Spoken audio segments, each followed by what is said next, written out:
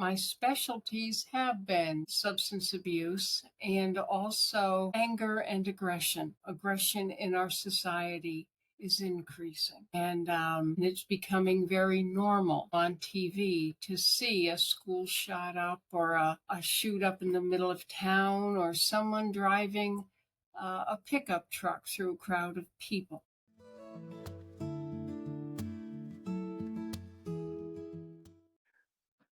Welcome, everyone, to the One Moment Podcast. You got your boy and your co-host, Kevin Odom, and you got your another co-host and co-founder, one of them anyways, Mr. Ruben Burney. Now, on today's very special episode, we have a distinguished, honorable guest, Miss Lorrainne Bilodeau. Now, I have known her for a number of years, and we have spoken about everything from politics to substance use, to suicide prevention, to mental health diagnoses, to violence. We've talked about clinical supervision. We've talked about providing clinical interventions. We've spoken about a lot of things. And fun fact, she used to be my clinical supervisor, and I got nothing but respect for this young lady. And I don't want to tell too much of her story before we get started. I've always introduced her as being a very renowned clinical supervisor and a substance use professional. Now, to get us started, though, in today's very special episode, I want her to introduce herself to the general public. And Miss Lorraine, I'm going to pass the mic off to you. Oh, well, thank you.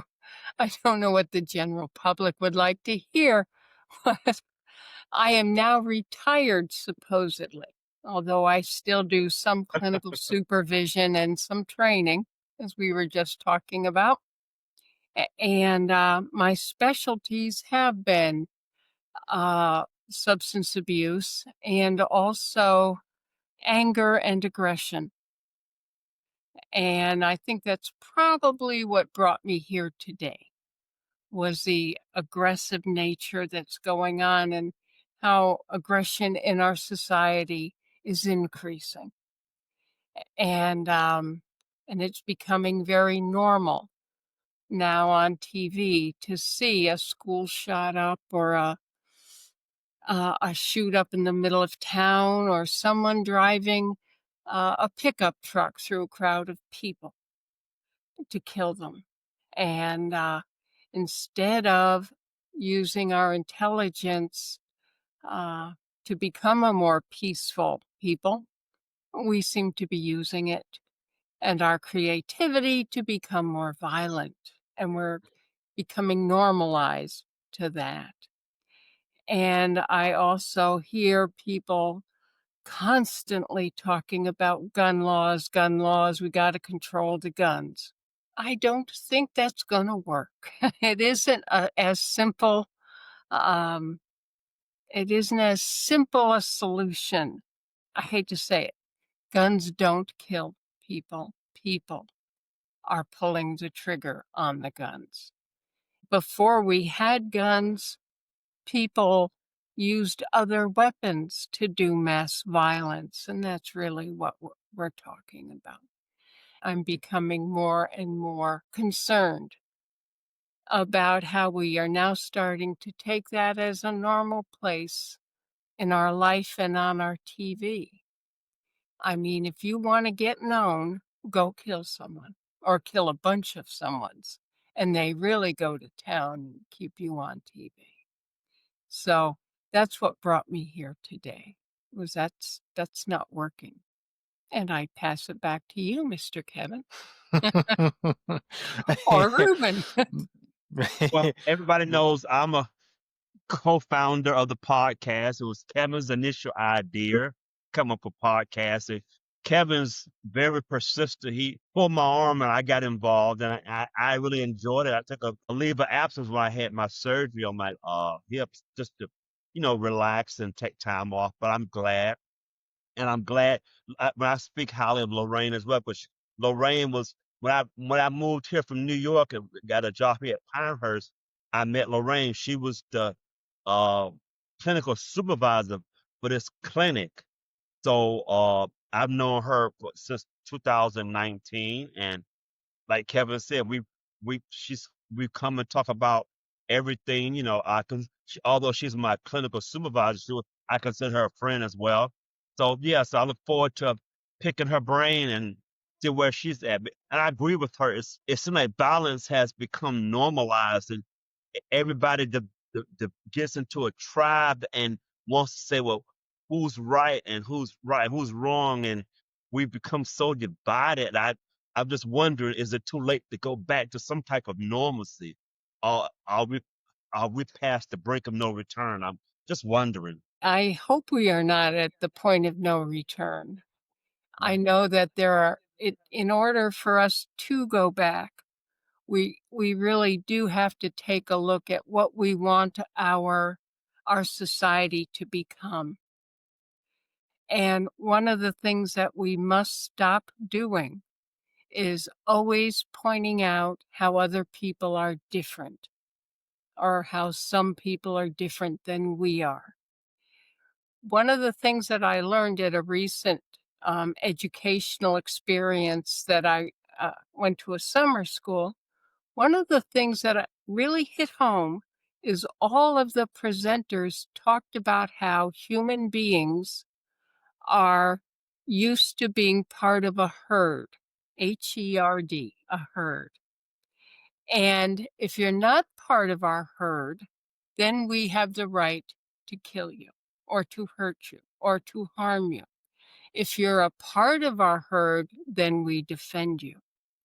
So, as long as, and the way that we push people out of the human herd is to mentally define them as not being human. And we do that using language. You're not a human being if I call you scuzz. Or, think about what I found interesting is think about what the military does when they're training their soldiers to go to war. They do not tell those soldiers, oh, the people you're going to shoot and kill are just like you. They're fathers and they have families and they have desires. They don't do that. They don't say, oh, that's a human like us. What they say is, you're a geek, you're scuzz, you're anytime. Think of the war that you may have heard about. What were the soldiers calling the people they were going to shoot and kill? Mhm.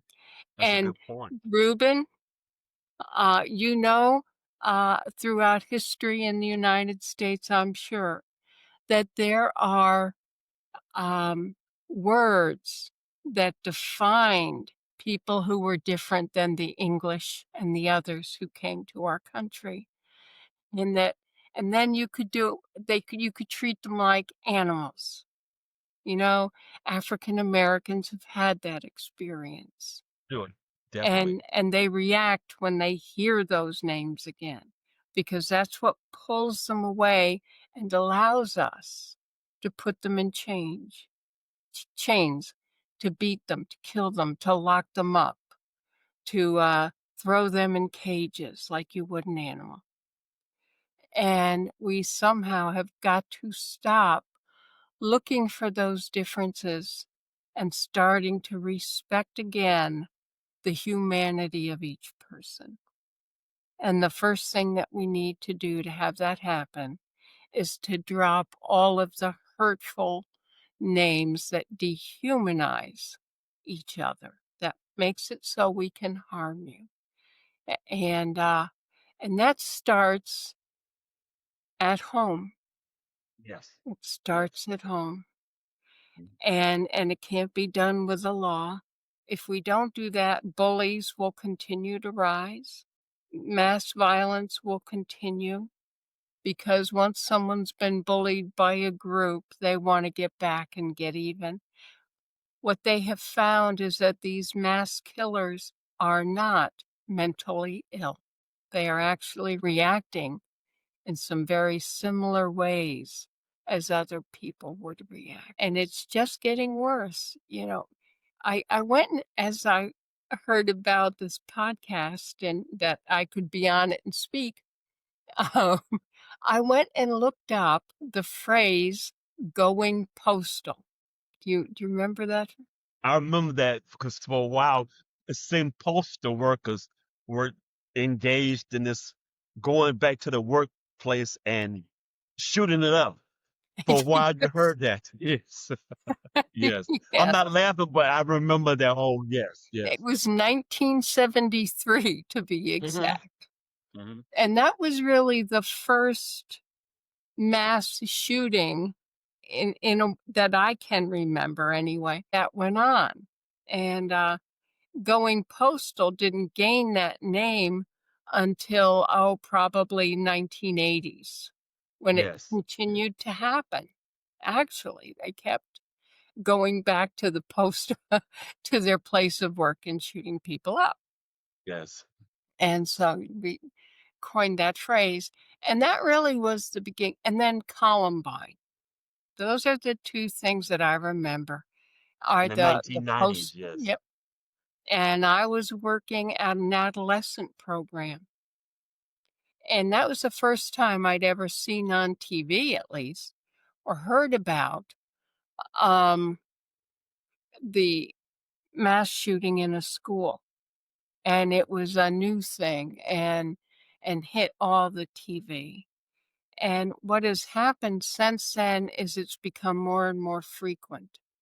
Yes.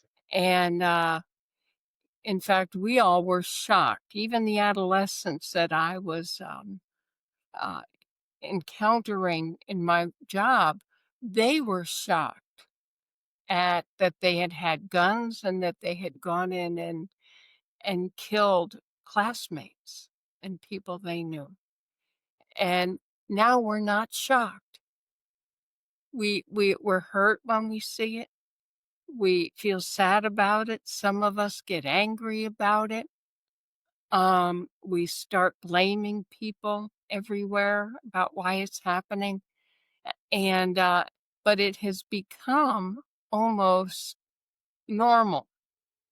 And part of that is that TV keeps it going for weeks and weeks. Yes. The And news and what have you, you hear on the news constantly, like it's ongoing, yes. yes. And the gentleman, Mr. Kirk, Hmm. who you all uh, are aiming about talking about this evening, I guess, he was one of the victims now. And if the sad part is, if he had not been as proficient in his presentations to the general public, he probably would not have gotten the coverage or the shock that many people are feeling now about it. Yeah. But if you remember, Gabby, I think her name was Gifford, also Yes, shot, and yes, she lived, and people were upset about it, and yet at the same time, it didn't take over the airwaves, right, yes. and yet now it's always not only his demise, and which is sad. That shouldn't happen. We should be free to speak in our culture. That's what the Mhm. United States is about. It's about freedom of speech and to be who we are. And yet, Sure. what gets on TV is who we're not. And that's very, very sad that because what we're doing is when that happens is exactly what the people who are committing mass violence want to see happen. And yet, if I really thought of people as human beings and didn't call them names to dehumanize them, then I wouldn't want to, I wouldn't want that to be a part of my culture. I would be upset about not only the killing, but the behavior itself. I grew up during a time, I was born in 1956, so I grew up during the towards the end like Jim Crow. And I remember even my parents, my father having a job, but the one place that he felt like well respected was in his herd at his church, local church, where He might have been a deacon or a member of the church and highly respected. That's why oftentimes you find the black church played a role in the community because of the fact that that was the one place where you felt like you're respected, that people look up to you. Could be a deacon in the church and the way. But I remember I went to my own experience. Integration became probably prior to integration.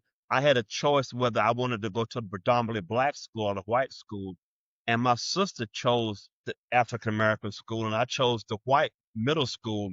And my first experience was like, wow, it was challenging, but I was determined I'm not gonna let anybody beat me down. So over time, to the next year, uh, the schools they integrated after that in the late 1960s. So, but you're talking about once people got to know you, you know, I think it was hard for them to get to know your family, got to know you. It was hard for them to like see you as less than human, and that's what I saw that was going on when they had the civil rights and when they talk about going over the Edmund Pettus Bridge in Selma, and they had. I remember they showed that I was young, but they showed that on the news. They actually showed where the police were beating the people, and they were also sicking dogs on them, spraying water hoses.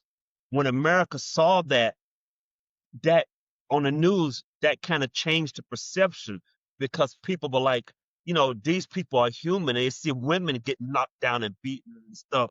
So I think that kind of changed that perception. And I see it on both sides. When you see a person as human with human qualities, it's a challenge or difficult to dehumanize them.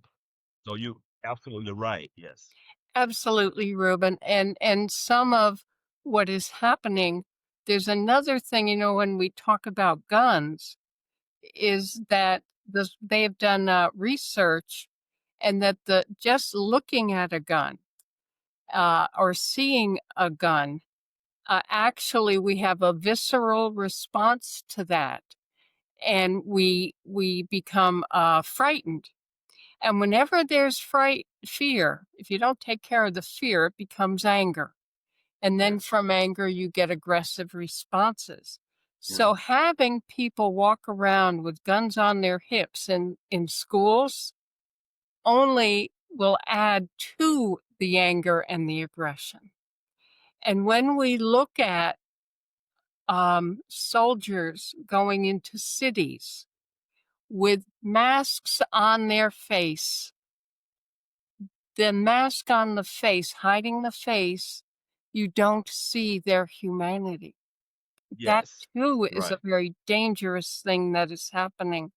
When you Mhm. see someone with a mask on their face, fatigues like military, and a rifle, people have a tendency to feel themselves getting more and more afraid, which means more and more anger, which means eventually those guns are going to go off and there's going Yes. to be confrontation. And what's interesting also is that when it happens, they're going to put it on TV and show it for a whole week long, at least. You see what I'm saying?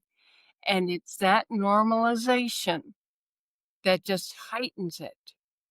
And in fact, if we would get rid of the guns, but we can't now, we're a gun society. And but just seeing the gun itself enhances the piece of being aggressive. And so, yeah, I mean, we're it's hard, and as I say, it needs to. There's one school out in the Midwest who started a project, and this is going to sound funny at first. Their school is the rocket ship to Mars. It's an elementary school. Okay. And everyone has to act as though their survival depends on each other, no matter what the color, no matter what the ethnicity is. You're all Martians, okay? because none of you are green, so no one's ahead of the game.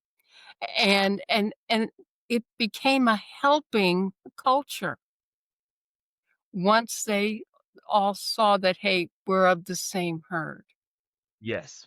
And the problems that they had been having with aggressive outbursts before that. That's why they did the Martian, the Mhm. rocket ship to Mars, was to show them that they all needed each other. If they had to survive, they all need each other.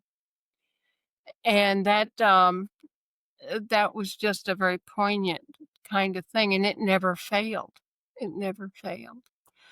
And that's what's happening here, is that instead of seeing how we're similar, we are looking and seeing how you're different. And instead of saying, I want to help this person, it's more like, I want to get over on this person. Mhm. You know what I'm saying? And it's happening on both sides. So Yes. on both sides of anything, just about. And so it can be very dangerous. And the only way to change it is to become a society that is willing to look at and to begin again teaching our children that, guess what? We need each other to survive.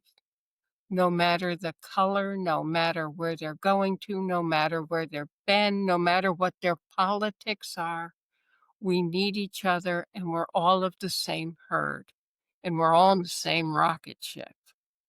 And until we do that, we will not be successful in changing our culture from a hurtful one, which is normal, it's normalized now, to a helpful one, and make that normalized again.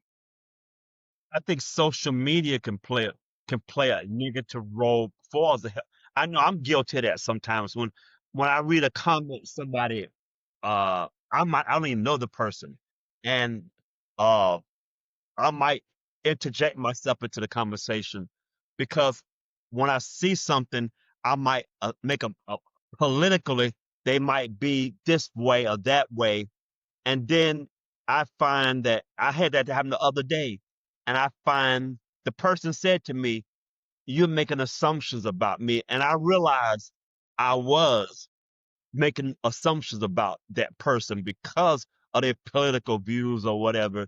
And I found that over time, I went back and looked through he said I could look through his Facebook page, and I had the wrong assumption. So sometimes I think we do, and social media can compound that by we can divide in our troops, and we can uh divide in our tribes, and we could come at the other person and engage in assaulting behavior and rhetoric, and it can be a curse as well as a benefit. Social media, I think sometimes we have to know how to use it though.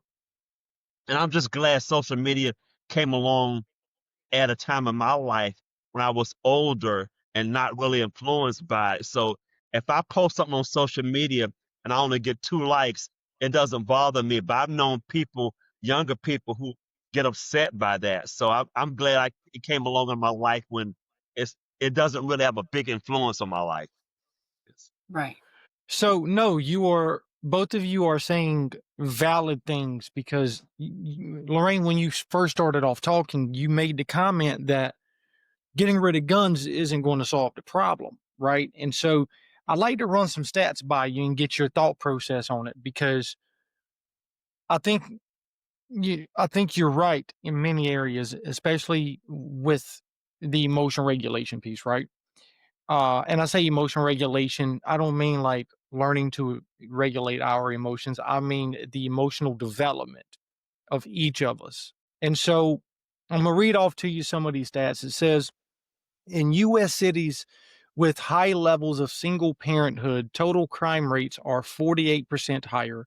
Violent crime rates are 118% higher, and homicide rates are 255% higher compared to cities with lower single parent rates. At the neighborhood level in Chicago, current census states with high single parent households see 137% higher total crime, 226% higher violent crime and 436% higher homicide rates. Even after controlling for variables like poverty, education, and racial composition, the association remains significant for violent crime in many cases. So, do you think that we should look at programs that benefit keeping parents, and I say parents like times two, both parents, regardless of male or female? Do you think we should try to look at doing more programs that benefit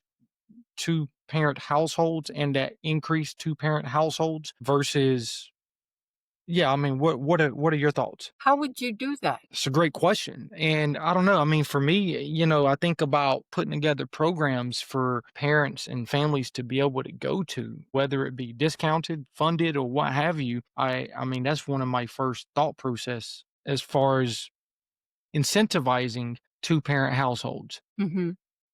I think I would want to know one more step in the research, which is what is it about the single parent households that actually increases the problems that you stated? Because is it, I mean, do you want someone to stay with living with someone who's violent, where the spouse is violent? And so you become a one parent household. I mean, that's what my mind was that sound, how do we do that?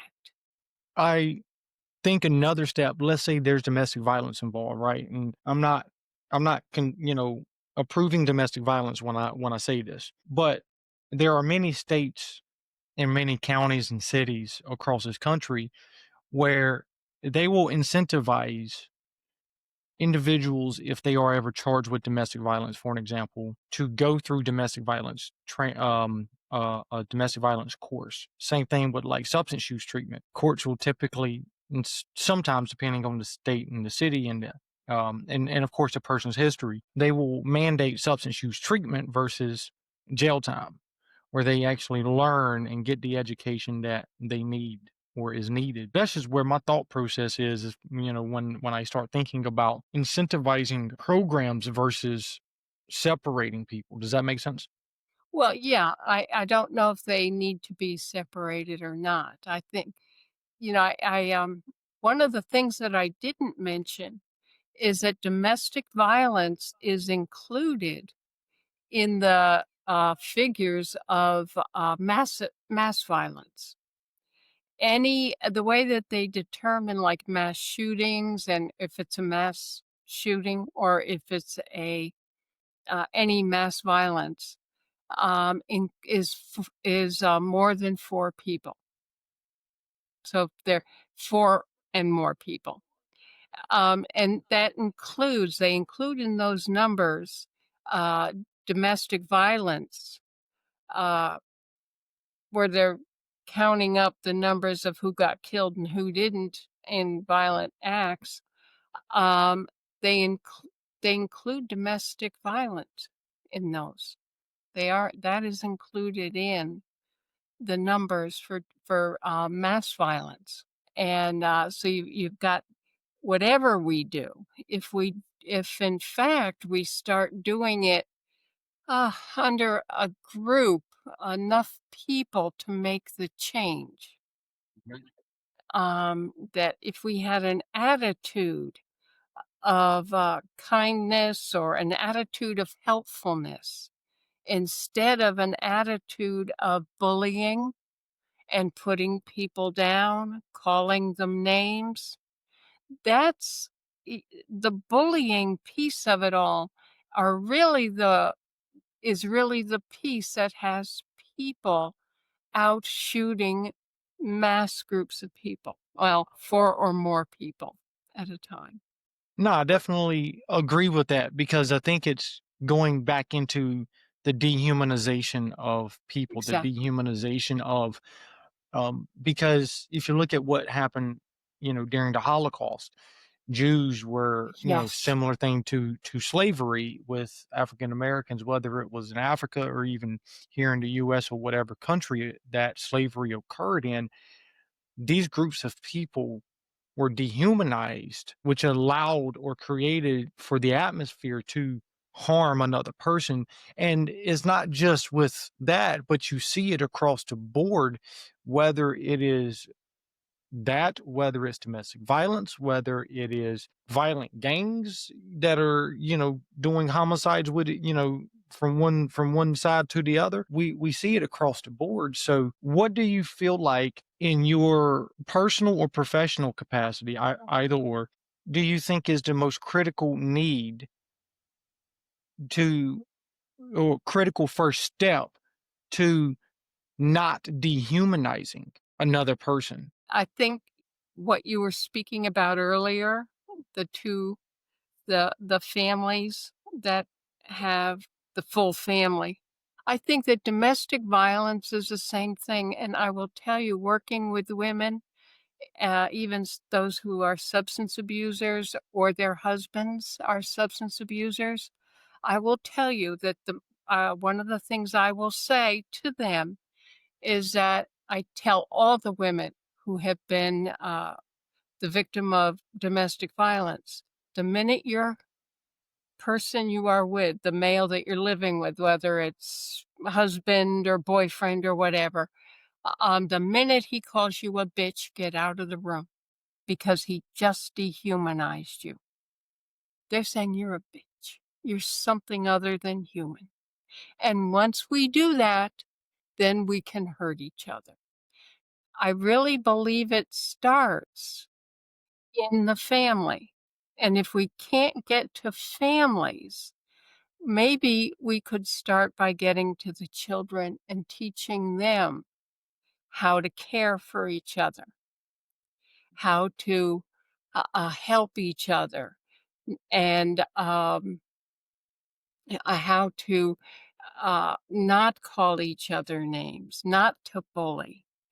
And if we do that, if we could get, I'd love to get my hands on an elementary school where I could do this research and actually how teach the teachers how to respond if they see there's about to be bullying, and also to engage the family in the process at that school so that the families know what we're doing and they can be a part of it.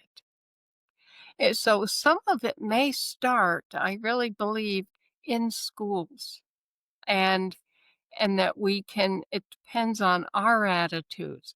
When they talk about teachers having guns, it scares the heck out of me Yes. because, all the teacher has to do is start thinking about one of the students as a threat or as someone who really doesn't belong with us, and that or someone in the class sees that gun and has that visceral reaction of guns are dangerous and immediate aggression starts. Um, it's, and how to handle that, teach teachers how to handle it, have parents come in and teach them what you're going to do and ask for their help to do it. And I really do believe and it'll take work, time, and money. But I'd love to have just one school where I could go and try it out. And, Kevin mentioned about earlier about like he quoted stats like in Chicago, for example. And I always try to not to keep it political, but one of the things they were saying like sending troops to these different places. And when you mentioned about having these troops with the fatigue on and how that increases person's fear, they said oftentimes is that might solve the problem. It might be performative. It might solve the problem, like for us, while the National Guard is there, it might decrease the crime. But what happens when they leave? So exactly. I'm saying the point is probably is to help those cities or those states with funding like programs. They found those, like you said, starting in the schools. I know that sometimes we speak at the Boys and Girls Club. I see those young people there starting those type of organizations. I think that's what there's no one size fits all. And it's going to take years, but I don't think making a city safer by putting National Guard is performative. Basically, if somebody's walking me to dinner, National Guard, I'm going to feel safe. But what happens when they leave? then what happens? So I think that's not really, it's patching the problem. It's not really fixing the problem. Well, it creates a temporary solution Yes. to a long-term problem. I, definitely would agree. And I also carry it a step further because both of you just mentioned something that, Lorraine and I were just talking about was creating programs and building programs to bring people together. Like, do you know how many times I have done research and done a referral for somebody to, I don't know, community transportation, to community this, to community that? Like, I have, that is part of, doing case management as a healthcare worker is getting individuals connected. And when they tell me they don't have transportation, well, in North Carolina, thank goodness, Medicaid usually pays for transportation Yes, to it will. medical appointments or clinical appointments, things like that. They might even be getting them set up with transportation through their insurance or their Medicaid. And it's really about getting them connected in the community for all of these services because you might have some places they might have a substance use outpatient program, intensive outpatient program, and while there, they have built or created a parental daycare program for them. So when they come, parents can bring their kids and drop them off at the daycare and go to their group therapy. So they're still getting daycare, they're still getting treatment, and everything is integrated into one big ball of a program. And I say, big ball of a program, that's not the official term to use, but it makes sense. It's one program that you get your treatment and you get your childcare help because let's create a solution to a problem. And as you talked, my mind kept going to maybe we could start with neighborhoods where the churches would also be part of it, the schools, do it, start small and see what works and what doesn't. And by using churches and schools and other community groups, you would have many different perspectives to build from. The whole thing was I fortunately or unfortunately grew up in a place where there was very little violence at all. It was in the suburbs of New York and in Connecticut. And if someone picked a fight with someone else, they didn't last long picking that fight because one of the teachers would step in and say, we don't do that here. We help each other. We don't hurt each other. And and and if it happened again, then they'd call the parents in and say, "Can you help us with this? Would you start saying this to your child when he's getting close to being aggressive?" And so it was a community of people that was creating the norm. And the norm was not to be violent, not to be cruel, not to put people down, not to bully. I can only remember once when someone bullied and another child intervened because there wasn't a teacher there. Another child said, "We don't do that here." And if we can get that mentality instead, I can tell you, like I say, I can get on TV. All I got to do is go get my gun. And I do have one. I hate to admit it. I do have one, but I was taught how to handle it by the Norwalk, Connecticut Police Department because I can't run away. And I can't run. And so, but it was very much frowned upon to in any way bully someone. And and it seemed as though everyone had that same even on, the football team wasn't very aggressive, so we always lost. But, and I guess part of that might be that we need to teach times when you do need to stand up and protect or fight, and times when you don't start it, you know? And I think that, Just telling someone don't feel angry doesn't work. Anger can be a very helpful emotion. It's how you use it. It's how we use it. And to start teaching how to use those feelings that we are, some of us, very afraid of, how can you use that for what it was meant to be used for?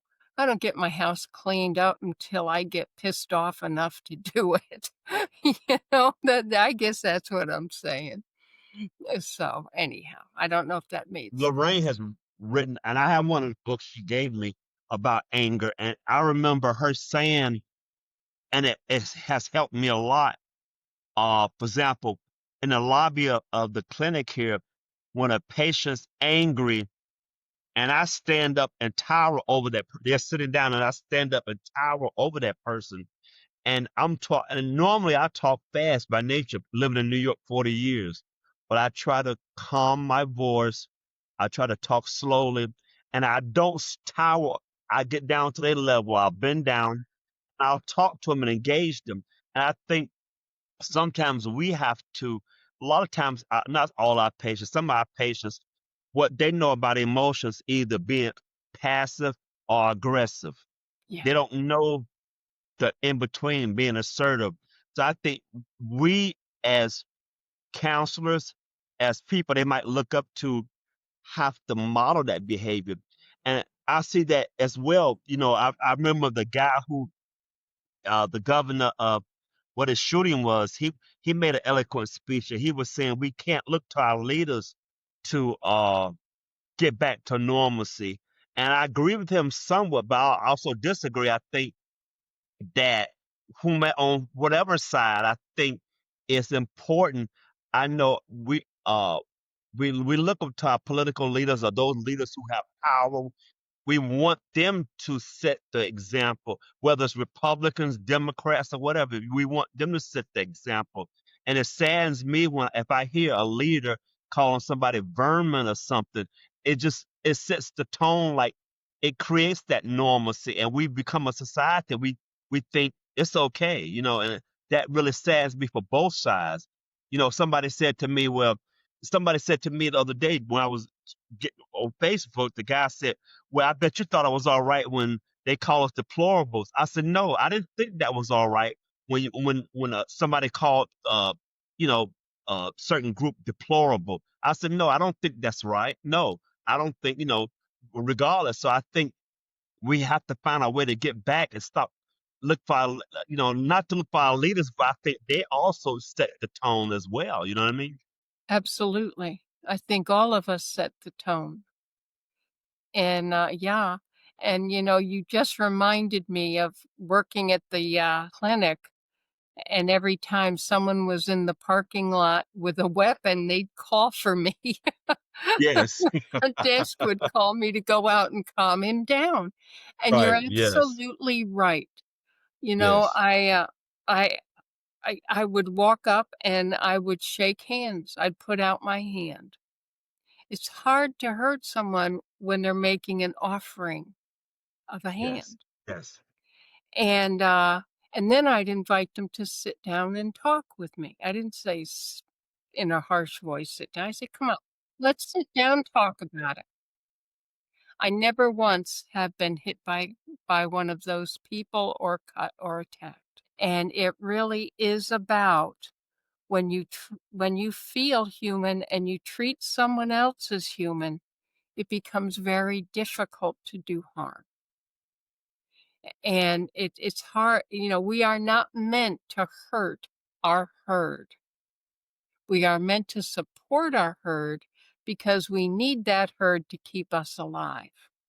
It's instinctive. We actually start that while we're still in the womb. Our DNA starts picking up on those feelings from the person who the womb, from whoever Mhm. has the womb. And if that person gets terribly frightened, terribly angry, believe it or not, they are now just UNC is just talking about how some of that gets imprinted into the feeling life of the fetus. And so, I mean, it's happening all the time, and it's very visceral, it's very chemical, but we can handle our chemistry by how we approach other people and how we think about other people. And I gotta tell you, you know me good, and Yes. Ruben certainly knows I don't love all people, um, but at least I can show respect Right. Yes. and know that someday that person may save my life, you know?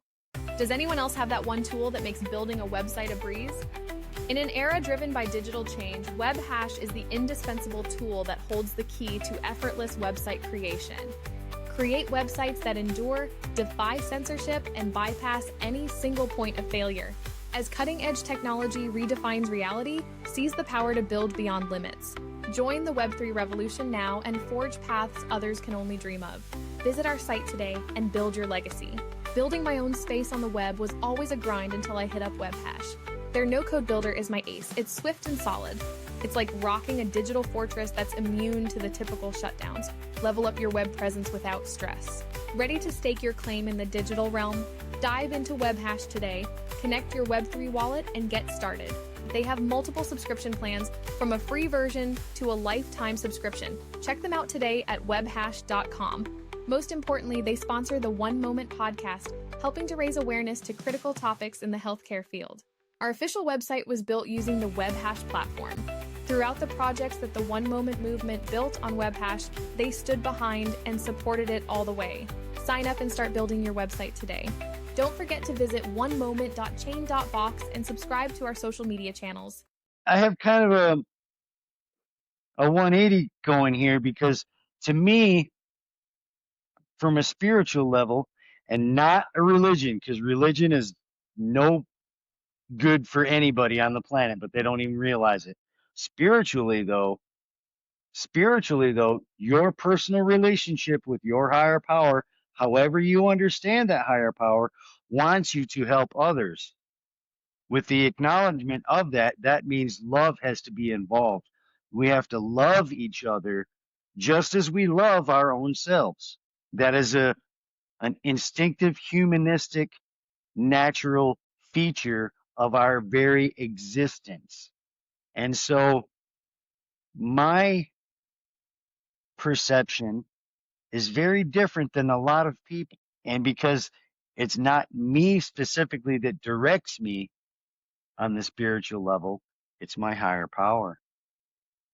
And that has to be engaged on a daily basis to be able to maintain the positivity of not having the mental or brain powered reaction of reacting in a violent manner. Because every single human being that has ever existed, and there's been approximately 178.8 to zero point 0.9 billion human beings that have ever existed on the planet. We only have about 8.8 or 8.9 itself right now. So out of all those human beings that have ever existed, every one of them have ever had the capacity inside them, being born with it, to choose one way of positivity or another way of negativity. That has to be developed by the parenting skills of the two human beings that come together to create that baby, and then go from there. The influences being created by human existence for thousands of years have been not consistent every time, but most of the influences have been in a negative capacity, so that people grow up and just used to the traditions of certain things and certain behaviors being accepted. So to change that, it is very important to remember that you can make a choice to choose a behavior pattern that is not hurtful or harmful to anyone else. And if you learn more, you can learn how not to hurt yourself or hurt others or harm them or harm others as well. So I firmly believe in a strong spiritual relationship, whether it be any of the religions, and there's hundreds of them out there, as long as those religions are not promoting violent acts, there should be a solution for you easily attainable as long as you maintain that spiritual relationship. It boils down to choices, the humanistic aspect of choices. To me, my input is a lot different than most others. I'm glad you let me interject for a moment and just maybe kind of take a step back and let's make a repivoting direction into a direction where we all can take to help the humanistic part of this, because it's been going on for so long that we need to develop a new way. We need to move forward instead of backward together. I find from my own experience that you said that the higher power. I think it reminds me of something I saw, a commercial or something. It was talking about, it was two kids. One was white, one was black, and it said the white kid cut his hair like his friend, so the teachers couldn't tell them apart. He felt like the teachers wouldn't be able to tell them apart because what they're saying, the kid didn't see black or white. You know what I'm saying? That's right. They just saw skin. I think what happens over time is society influences us. So I think you said we all had a capacity to love, and we want to be in our herds and be accepted. But I think what happens is uh society, sometimes we become jaded with those influences. I think for myself, I think at a later age in my golden years, I'm more aware of how I treat another person because I'm probably more wiser, or because I want to do the work on myself. So I think that sometimes you say it's a choice, but I think sometimes it is a choice, but that choice becomes blinded or dismantled through just what we experience in society. That could be a cultural issue too. Yes, sir. I agree with you. I'm sitting here listening to everything y'all are saying, and I think it's goes back to what came first, the egg or the hen. Okay. Nature versus nurture. Because Lorraine is right, Trevor, you're right, and Ruben, you're right. I think I can be taught racism. I can be taught all of these things, but yet, Ruben, you said it the other day, and we've been talking about it throughout this whole episode. If I allow myself to open up and get to know you, Ruben, to get to know you, Lorraine, to get to know you, Trevor, I will see that fundamentally speaking and rationally speaking, Lorraine said it earlier, my goal in that moment is I will allow you to be a part of the herd, and you will allow me to be a part of the herd because I'm getting to know you. That's how we challenge our biases. Growing up I'm not going to say in a very racist family, I would be lying if I said that, but there were some things that I don't believe in today. And Hmm. for an example, I grew up during 9/11 era. And so in that moment, in that time, it was all Muslims were bad people. All people who believed in Islam are evil people. Right. And today, through life experiences, I've been able to unlearn that type of thought process. There you said it. Right. And it's because I allowed myself to have an experience. And you said it too, Lorraine, it's going to be fearful. I'm going to be afraid, but that's not inherently a bad thing. Right. It's a good thing because my emotions are telling me something. In every piece of life, if I steal something, I'm gonna feel guilty. Therefore, my conscience and that emotion is telling me I did wrong. If I'm jealous, then whatever that situation is, I need to ask myself, how come I'm jealous, and what do I need to do to change that jealousy? If I'm angry, that's not a bad emotion. Why am I getting angry? If I'm sad, why am I crying? Or how come I'm crying? Maybe because I lost something that I loved so dearly. So and I think that's really the fundamental aspect of having human relationships with everybody, regardless of Democrat, Republican, Libertarian, Constitutionalist, regardless of culture. Doesn't matter if they're from Asia, China, Middle East, Russia, Canada, Mexico, Nicaragua. Doesn't matter. It does not matter. And my goal in life, and this is my mission, is to be the best person I can be and love everybody the way I want to be loved, regardless of background, color of skin, and everything. And I don't have to deal with, I don't have to let society tell me how I should love somebody, or I need to look at this person as this. I need to look at this person as this. I get to make that decision through experience, as Lorraine and Ruben were, you two were talking, and I get to make it through having experiences where I don't have to put labels on people today. Lorraine, you're a clinical supervisor, but at the heart of it, you're still another human being Mm-hmm. who thinks and feels just like me. And Trevor, you're an ex-corrections officer, but at the core of it, you're still a human being. Exactly. Ruben, you're the only black person on the show right now, but at the core of it, you're still a human being. And Lorraine, don't let me forget. I know you're about to say something, but you're Catacook or Shattucook or however you pronounce that culture, right? So you're native Schattacook. Thank you. You're Native American. Trevor and I are Caucasian, and Ruben's African American. But outside of that, taking those labels off, I don't need to look at you as a Schattacook, because you're a individual who has thoughts and feelings just like I do.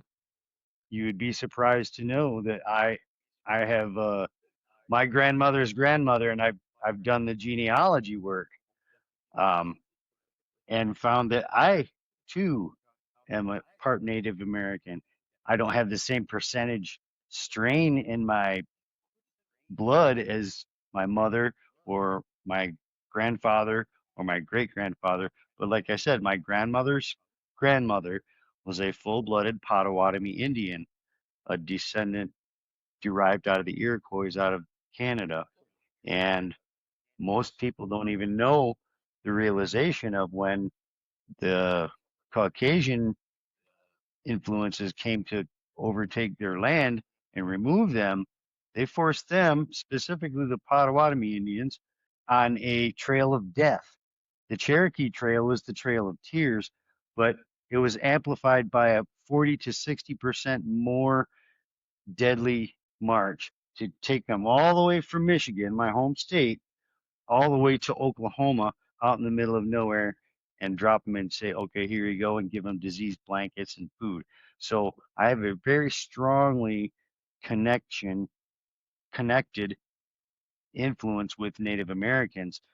And what that helped me realize in my study of my genealogy is the fact that no matter whether you're African American, because that's where the human civilization began, whether you're African American or Caucasian or Native American or Mongolian or Tibetan or Filipino, whatever you are, you're still a human being. So at a young age, I was able to connect with everyone because I had that knowledge, in the sense that I don't want to be any more violent to anyone else than they are to me. But I will defend myself if you try to attack me. I don't want to be violent, but I'm going to defend myself. I'm not just going to lay down like a lamb and just get slaughtered.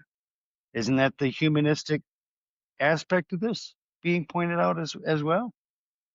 And please forgive me for interrupting, but the Shattuck thing, I've heard of that specific uh, group before, and this is the first time I've heard of them since I did the studying on it. So Are you saying the Schattacook? yes, ma'am. Even among the native people, please note I don't say Native American. Um, I would be known as a Schattacook tribal nation is where I'm from. And we hid. We were forced to hide because when the people came over from other countries, they brought with them diseases we had never had. Right. And when we got the flu from them, it would kill us. And so we ran to the mountains between Connecticut and New York. 5 tribes got together to create the Scattercook. Okay. And Scattercook means, are you ready? You're going to like this. Scattercook Yeah. means the mingling of the water. And they translate it as the mingling of the tribal Oh, people. wow. Yes. And they took that name because they had to get together, go hide. And to this day, you cannot find my house. I guarantee you. You've never been to my house, have you, Kevin? It's up in the woods and you can't find it. It's hard to We find. I've been there. It's hard to find. That's right. It is hard. You gotta know your way. You get lost in the woods. And Yes. you know what? I never learned, you know how I learned to do that? No one told me you need to hide. You want to keep your living space hidden. I learned it because it's the way that my parents lived, and their family around them is took that. We unconsciously teach our children. We know that, those of us who are therapists, and so does the gentleman. Uh, um, we know that, and yet I watch people raise their children, and I wonder, gee, I wonder what the child just learned from that woman, from that mother, because the mother was yelling and screaming at another child, and not in a nice way. And it was in a grocery store. So the child was embarrassed and humiliated. We lose thoughts and choices when we're out and facing situations. What we do is we act on what we've already learned and been taught. And unfortunately, I think that in our culture right now, we're learning that if you want notoriety, go out and kill 30 or 40 people and you'll be on TV for 2 or 3 weeks. Not in a good way, but you'll be on TV. And we need somehow to change that around. And the gentleman's right. It's not going to be one person or 2 people. I think it's going to have to be by it. We didn't get to where we're at overnight. Right. You know, 1973, I believe, was the postal killing started. And from there, if you watch the history, you'll see how it grew and got to schools and then got to um, bus stops. It got to the federal building, I think in Colorado, where the guy drove up with a bomb in his panel truck and blew the whole building apart. You don't need guns. Getting rid of guns isn't the answer. They will find, before there were guns, they used hatchets. I read about some guy who, killed 40 people with a hatchet. Just him. Do you believe it? I mean, and it was before they had rifles and guns. So it's more than just let's put a law that we can't have guns, or if you have a gun, you have to do this. That's nice and it sounds good. The problem is we knew how to kill before we had guns, and we knew how to harm before we had guns. That's where you see in other like I was looking at in what's this Greenland, for example, and they were saying that some of these countries that are progressive as we are, they don't have mass shootings on a level that we do. They're not normalized. They were trying to figure out why. Like Canada said they don't want to become a part of the United States because compared to us, Canada has a low crime rate. So I'm just saying they don't have the mass shootings and what have you that we have in this country. Yeah. Yes. Yeah. Well, this is my question because Lorraine, you said it earlier a little bit, at least you were dabbling around this. And if you look at media coverage, they don't cover, trigger warning for anybody on what I'm fixing to say. If you need help, please dial 988 for the National Suicide and Crisis Hotline. If you need immediate help, dial 911 for the local emergency services. You can also go to a local crisis center and a local emergency department.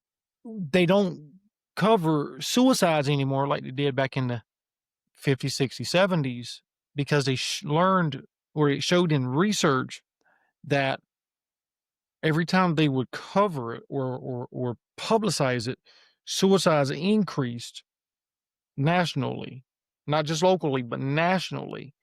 And so what I think should happen is stop publicizing these mass shootings and mass killings, because you'll hear about a school shooting, Right. but you won't hear about 58 people over a weekend in Chicago, or 100 people, or whatever. I'm just throwing some ideas, some examples out here. But you won't get national coverage over those 58 people in Chicago, or 20 people in Los Angeles, or even 5 people in Raleigh over a weekend. But we'll do it on this mass school shooting, or we'll do it on this mass violence act over here, or we'll do it over here on this mass act. And I mean, that's just my personal opinion. That's not a clinical opinion. That's my personal opinion, is if we stop publicizing that, will we have so many? At least that's a question, not a opinion. I have some, the I think we've built up to this point. I think it's taken and it's a lot of different things that are happening that brought us here. And and it's gotten to the point where we don't know how to walk it back. And the way that, and all of the politicians, I'm not picking on any one of them, the way that they are belittling each other is harmful. They used to be politicians used to be a bit more polite about what they said, and oh yes, they did, and I'm old enough to remember. It's so Um, and I don't, and I'm talking, even if it's 60 years ago, somehow we've come down and have gotten pretty mean on both sides, actually. And it's almost as though getting even and bullying and doing those things that harm people who have less power than we do. Let me put it that way. Um, has become extreme, and it's getting publicity now more than it ever did. Used to be done more quietly. It may have been getting done a lot, but it was more quietly. And now we're seeing it every time we turn around. It's someone bullying someone else, or calling someone a name, or putting somebody down, or some group of people down, and de-herding them, making them not part of. And and and I have to agree that some of that we learn as we're growing up to do all of the things that, to love each other. Sometimes we learn that to just be good to each other. This is part of our herd. And then somehow we lose it. And I'm not sure how we have lost it, but we've lost it. And I'm really putting it back together. It does take parental guidance. And it does take, from the get-go, parents and teachers and churches. And, the transsexual person who went and killed, um, did some killing, felt, I can guarantee you, if I had the time to sit down with him and find out why he went after those people and shot them, that he would say, when I was a child in Catholic school, I was made fun of because I told him I'd rather be a female than a male, or vice versa. And they made fun of me. And it's how we approach, and we forget that when we come up to people, we are in effect teaching them. Yes. and by our actions and by our responses and how we. And there are times I screw it up royally, and I have to go back and you know what, make amends. Thank God for that. And you know, personal inventory. Oh, I was a naughty one then, and I have to go back and make amends. And and to teach, we by doing we teach. And um, I think what kids are seeing and how they're being brought up now, especially on the TV, it's now not only in their homes, they're seeing it on the TV. And it's only going to get worse if we don't take some kind of action somewhere. And and but as I say, guns aren't. It's violence, mass violence has been going on since before guns were invented. People found ways. Lorraine says something true though. Like even growing up, sometimes you have to learn how to handle conflict. I know when me and my sister, at some point when we got older and we would have sibling rivalry or spats, my mother and father would say, "No, you two work it out." Sometimes I think we expect, even when we're adults, we expect our uh and as adults, we expect our parents to fix everything. I think sometimes we have to learn to. I think the worst thing you could do is shield your child from conflict, learning to how to deal with conflict, because a lot of people now don't. I think, and that's important. And I think sometimes even with conflict with adults, with families, sometimes they have this conflict, they get caught up, and it's handed down to their children. You know what I'm saying as well. Mhm. That whole we don't get along, so mom and dad don't get along, or sister and brother, so that the children we're not gonna play with each other. They don't get along. So I think that's the worst thing you can do. But I think it has to start in the family as well. Definitely, yeah. Sure. We I know that from what I've seen in other people also is that they teach. Each and every one of us that is part of a family teaches the rest of the family. All of the Yes. things that the gentleman, Travis, is that his name? Trevor. Trevor. Trevor, yes. Trevor was saying, I had to put I've got my distance glasses on. I couldn't It's read. okay. I got trifocals, so Oh, I'm good with you. for it.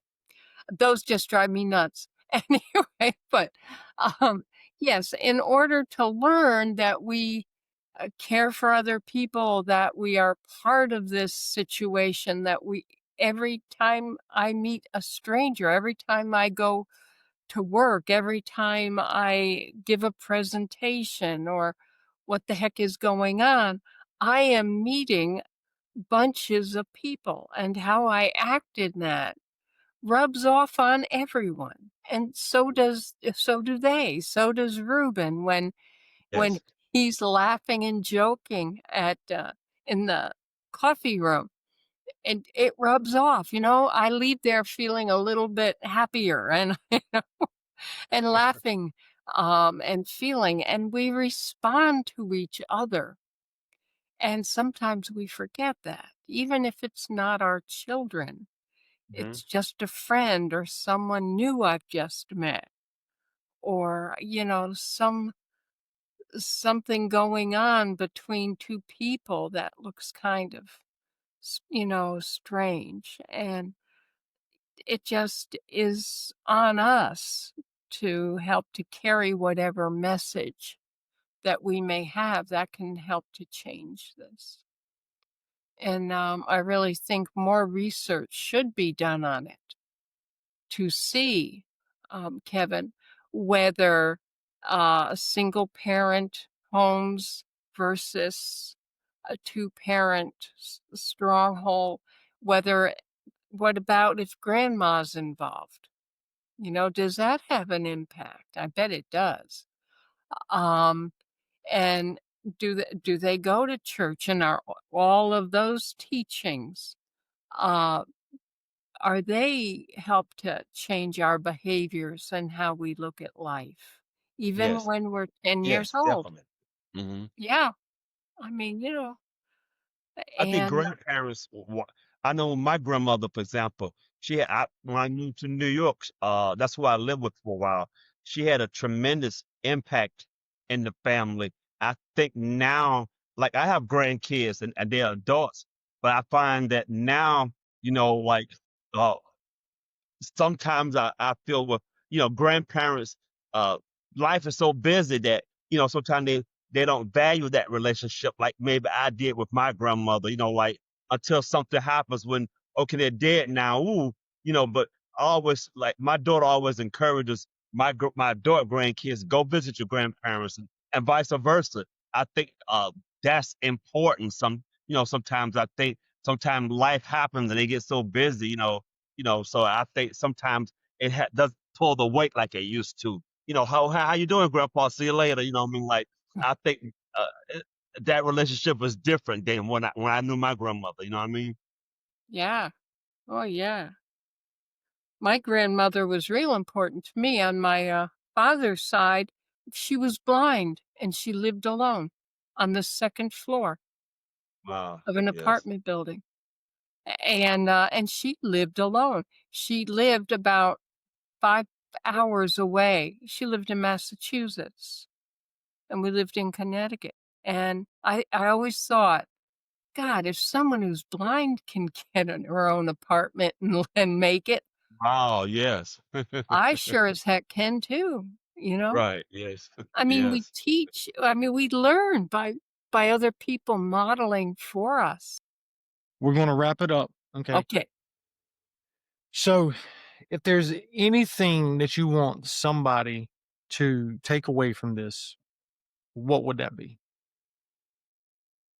That we need to start looking at the situation in a more critical, less judgmental way. Stop blaming, stop pointing, stop thinking that power overcoming power will work. It won't. It hasn't. And what is your call to action? Well, I'm going to try and do research create a research study on kids in school, in elementary school, and see if I can't get a grant to do that and to see what impact we can have on those children and their families, and whether they will start taking in and adding to their value system what we want to teach, which is, violence doesn't work. Forcing people to do things really isn't good for anyone. I function much better when I make my own decisions. We got to learn how to make good decisions. So I'd like to do a research project. I'd like to see a good research project with children and in elementary grades, and then follow them as they leave.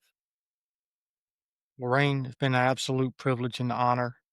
Thank you for Well, thank being you. able to come on here and talk. Feeling lost or alone, struggling with unbearable trauma or addiction. Every day feels heavier than the day before. The weight of unaddressed emotions and problems can leave you paralyzed. On the One Moment podcast, we are aligned with the vision and mission of The Place to Heal. Founded in Sanford, North Carolina, The Place to Heal is a growing multi-specialty mental health and substance use practice dedicated to facilitating healing and personal development. Our team of compassionate clinicians are committed to providing evidence-based therapeutic interventions tailored to each individual's unique journey. We are passionate about empowering our clients to overcome challenges and achieve emotional wellness. The Place to Heal hosts and sponsors the One Moment podcast. Visit onemoment.chain.box to learn more about our podcast and to be connected to The Place to Heal. Follow us on social media for more content.